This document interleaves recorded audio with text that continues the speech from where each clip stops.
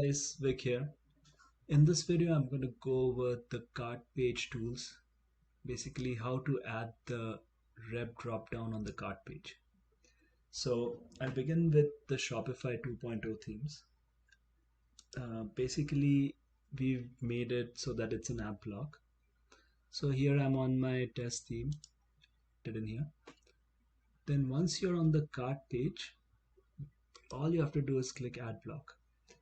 In this, you'll see right here which rep helped you, and then all your list of reps show up here. Just hit save and you're done. For Shopify 1.0 themes, you basically need to add the liquid template. So we copy this template in your theme automatically.